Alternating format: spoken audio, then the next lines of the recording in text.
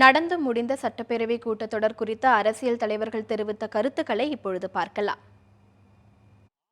உரையும் மக்களுடைய பிரச்சனைகளை உள்ளடக்கியதாக இல்லை. அதற்கு பதில் வழங்கியிருக்கிற முதலமைச்சருடைய உரையும் மக்களுடைய பிரச்சனைகளை கணக்கில் எடுத்துக்கொண்டு எழுப்பப்பட்டிருக்கிற உரைகளுக்கு பதில் சொல்லுகிற முறையிலே இல்லை என்று சொல்வதிலிருந்தே இந்த அரசு மக்கள் பிரச்சனைகளை எதிர்க்கட்சி உறுப்பினர்களுடைய பிரச்சனைகளை கண்டு அச்சப்படுகிறார்கள் என்கிற நிலையில் தான் சொல்ல வேண்டியிருக்கிறது. இந்த விவாதத்தின் போது மனிதநேய மக்கள் கட்சியின் சார்பாக நாங்கள் சில மிக முக்கியமான பிரச்சனைகளை எடுத்துரைத்தோம். குறிப்பாக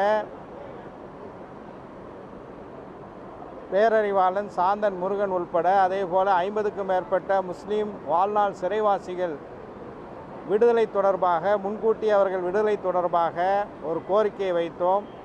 அது குறித்து முதலமைச்சர் அவர்களுடைய பதிலுரையில் எதுவும் இல்லை. முதல்வர் சொல்லிய பதிலுரையை பார்க்கும்போது மீண்டும் தமிழகத்தை அடிமைத்தனமாக நடத்தப் போகும் ஒரு ஆட்சி வேண்டும் என்ற வகையில் தான் அவருடைய பேச்சு இருக்கிறது. எதையும் சிந்திக்கவில்லை, யாரையும் மதிக்கவில்லை. நான் தான் அரசன், நான் தான் செய்ய வேண்டும், நீங்கள் எல்லாம் அடிமைகள் என்று தன்னை காட்டுகிற ஒரு அரசை போல இருக்கு.